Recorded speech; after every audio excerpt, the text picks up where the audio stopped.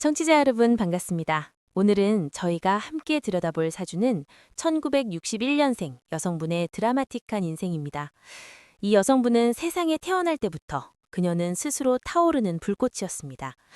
가장 필요한 순간 기댈 곳은 사라졌습니다. 아버지의 부재는 어린 마음에 깊은 그림자를 남겼죠. 하지만 그녀에게는 누구도 꺾을 수 없는 강인한 재능이 있었습니다. 손끝에서 기적을 만들어내는 힘.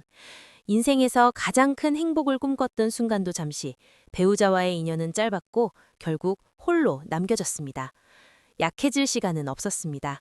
자녀들을 위해 오직 자신의 기술과 능력만 믿고 세상에 맞섰습니다. 고단한 삶은 그녀의 몸까지 갉아먹었지만 그녀는 다시 털고 일어났습니다. 쓰러져도 포기하지 않았죠. 수십 년의 노력 끝에 그녀는 마침내 자신만의 단단한 성을 쌓아 올렸습니다. 명예보다 값진 성취였죠. 지금 그녀는 홀로 빛나는 태양입니다. 외부의 도움 없이 오직 스스로의 힘으로 이룬 삶이니까요. 이 모든 격정적인 삶이 과연 이미 사주에 예정되어 있었을까요? 이 사주 명식을 딱 봤을 때 가장 먼저 눈에 띄는 것이 지지의 진술충미라고 하는 네 가지 글자, 즉 사고지가 모두 갖춰진 형태라는 점입니다. 명리학에서 이런 구조를 특별하게 해석하기도 하지만 우리는 어렵게 가지 않고 이 사주 자체의 특징에 집중해야 합니다. 일단 남다른 사주라는 뜻이군요. 그럼 이 사주의 핵심적인 특징부터 쉽게 설명해 주시죠. 핵심은 두 가지입니다. 첫째는 식상이 과다하다, 둘째는 배우자와의 인연이 닿기 어렵다는 것입니다. 이분은 여름에 태어난 강한 불기운의 소유자입니다. 뜨거운 불이 자기 힘을 모두 쏟아내서 흑기운, 즉 식상을 만들어내고 있습니다. 사주 전체가 이 식상이라는 기운으로 가득 차 있는 형태입니다. 식상이 많으면 어떤 면이 강해지나요? 식상은 나의 재능, 활동력, 표현력, 생산력을 의미합니다. 이분은 뛰어난 손재주나 말솜씨 또는 서비스 정신 같은 자신의 능력으로 평생 돈을 벌어 먹고 살 수 있는 재주가 타고났습니다. 특히 사주의 식신과 재성이 서로 생조하는 식신생재 구조가 잘 되어 있어서 부지런히 일할수록 재물을 모을 수 있는 구조입니다. 즉 자수성가형 인재라는 뜻이죠. 그렇다면 경제적으로는 걱정이 없었을 텐데 왜 배우자 복은 없다고 보시는 건가요? 이것이 바로 사주명리의 묘미이자 이분의 숙명과 연결되는 지점입니다. 여성 사주에서 남편이나 배우자는 관성이라는 기운으로 봅니다. 그런데 이 식상 기운이 강해지면 관성을 즉 공격하고 억압하는 관계가 됩니다. 이분 사주는 이 식상 기운이 너무 강해서 남편의 자리가 들어와도 버티지 못하고 힘을 잃게 됩니다. 게다가 더 치명적인 문제가 있습니다. 바로 일지와 시지에 진술충이라는 충돌의 기운이 놓여 있다는 점입니다. 진술충이 부부관계에 어떤 영향을 주나요? 일지는 배우자의 자리이고 시지는 나의 말년이나 자녀의 자리인데 이 부부의 궁에 즉 충돌이 일어나고 심지어 식상까지 가득 차 있으면 이는 배우자와의 이별을 피하기 어렵다는 강력한 신호로 봅니다. 이혼하거나 아니면 배우자가 일찍 사망하는 사별을 겪을 가능성이 매우 높습니다. 이 사주는 남편을 대신하여 자녀를 키우며 살림을 책임져야 하는 팔자를 타고난 것으로 분석됩니다. 실제로 이분은 결혼 후에도 결국 남편 복을 누리지 못하고 혼자서 자식들을 키웠을 가능성이 높습니다. 자기가 열심히 일해서 돈은 벌지만 명예나 배우자 복은 희미했던 거죠. 네, 스스로 모든 것을 짊어져야 했던 고단한 삶이었을 것 같습니다. 또 한 가지 이분의 건강 문제는 어떻게 봐야 할까요? 왜 병치레가 잦았을까요? 이분은 사주의 흑기운이 강한데 이 흑기운이 건강에선 위장, 췌장 같은 소화기관을 상징합니다. 하지만 이 흑기운이 운에서 들어오는 나무기운에게 심하게 즉 공격당하는 구조를 가지고 있습니다.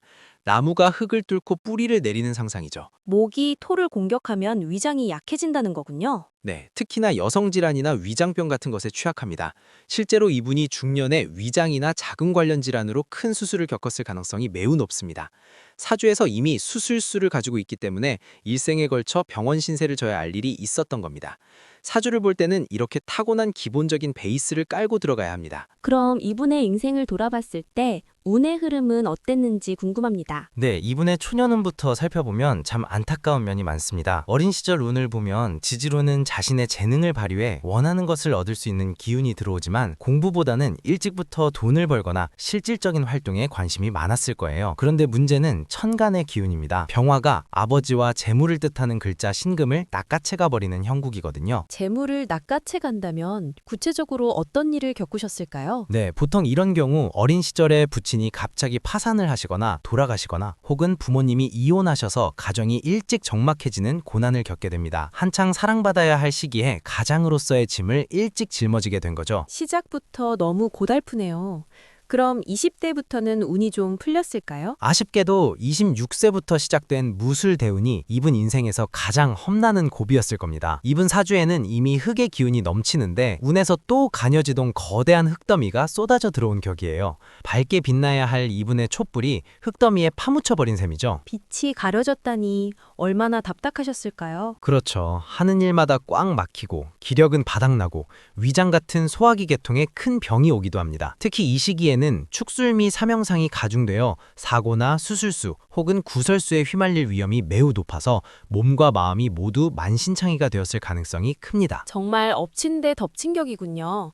그럼 이분 인생에서 가장 큰 아픔인 배우자와의 이별은 언제쯤이었을까요? 46세 이후를 보면 남편을 상징하는 기운과 본인의 활동력이 정면으로 충돌하는 상관견관의 시기가 옵니다. 이때 배우자와의 인연이 완전히 끊어지면서 사별이나 이혼을 겪으셨을 거예요. 그 후로는 오로지 자식들을 지키기 위해 혼자서 억척스럽게 사업이나 일을 하며 생계를 꾸려오신 것으로 보입니다. 듣기만 해도 가슴이 먹먹하네요.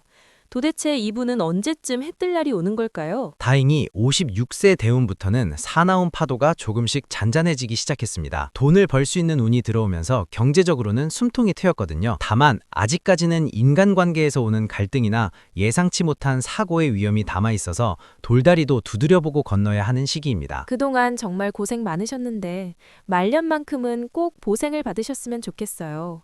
60대 이후는 좀 어떤가요? 네, 희망적인 소식이 있습니다. 66세 이후의 말년운은 정말 좋습니다. 그동안 이분을 힘들게 했던 넘치는 흙기운을 다스려줄 나무의 기운이 아주 강력하게 들어옵니다. 그동안 쌓아온 지혜와 경험이 문서나 자격 혹은 명예로 돌아오는 상관폐인의 시기죠. 인생의 숙제를 다 끝내고 비로소 평온한 안식을 얻는 흐름입니다. 아, 정말 다행이네요. 젊은 날의 눈물이 헛되지 않게 따뜻하고 평온한 말년을 보내시길 저도 간절히 응원하겠습니다. 사관아님, 오늘도 명쾌하고 따뜻한 풀이 감사합니다. 저희는 다음 시간에 더 흥미로운 사주 이야기로 찾아뵙겠습니다. 감사합니다.